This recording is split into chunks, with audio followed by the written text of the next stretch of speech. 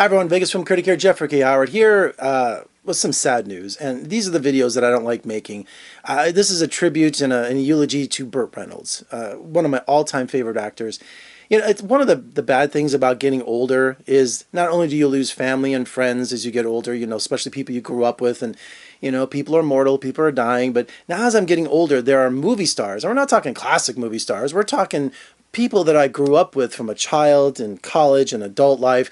And Burt Reynolds was one of those actors that was always there. I mean, he was such a big part of my childhood, with Smokey and the Bandit, with Hooper, with you know, and then he lived in Las Vegas for a while, you know, so he shot, you know, Stick here, and he was in Sharky's Machine, and just the man was just phenomenal. He really was. And he was such a megastar. And it's hard to kind of put what a star is today, because media is so fractured, you know, with online and with on demand and movies, and it's just crazy where your attention can be. But back then, when you were focused on everything, he was the biggest star that you can ever imagine. And he was always on The Tonight Show with Johnny Carson doing his shtick, you know. He was also just the greatest to his fans. I mean, I loved his movies so much, I bought the soundtracks to his movies. Like, I have the Hooper album still somewhere in my collection.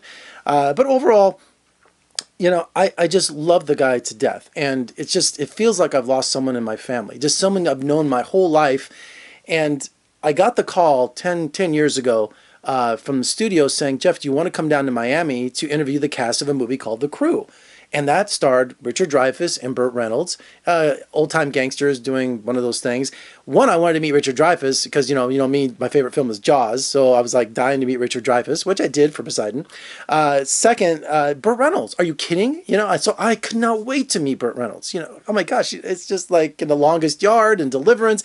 It just goes on and on and on. The man, you know, was a movie star, but he was also an actor. He had dramatic chops. I mean, just have to take one look at Boogie Nights and just see how incredible this man was, you know. So he was loved into the very end. He really was. So I fly down to Miami, interview him for The Crew, and I wish I had a clip for you. I have like 20 years of videos of interviews in my garage, and I need the special deck to kind of digitize them. So I have a treasure trove of my interviews out there, and I wish when these things like this happen, I could throw up my interview with Burt Reynolds and show you, but it's going to have to wait, because it's going to have to wait.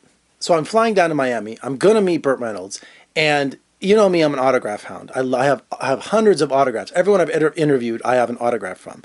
And some people say, it's not professional. I'm like, screw you. You know, this is my deal. So anyway, I went down to interview him and had a great interview with him. And then afterward, I asked him to sign a half sheet, which is like a, you know, movie poster is a one sheet, and then there's a half sheet, which is half the size, but it's, you know, this way. And it was one that he directed, and it was called Gator. And here, check this out.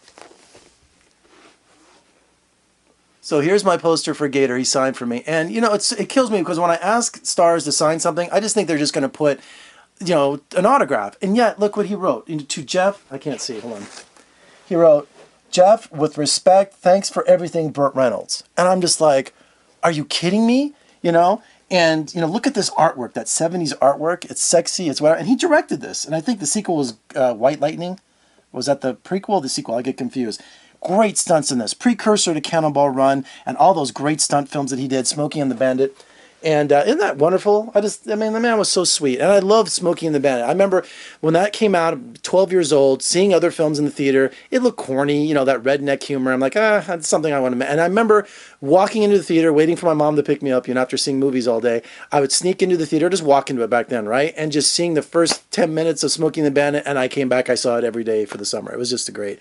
So Burt, we love you. We know you had an auction and auctioned all your stuff. You weren't, you know, the best of health, but we loved you anyway. And also just some great stories towards the end there, where people were letting him stay in his house when he owed money on it, and someone bought it for him. And just, I mean, the love for this man was there to the very end, including me. So just wanted to give my respects and my thank yous to Burt Reynolds for just decades of wonderful things that he did on the big screen and the little screen too, with Evening Shade. I never missed it when it was on.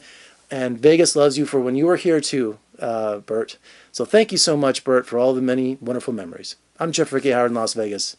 I'll see you next time.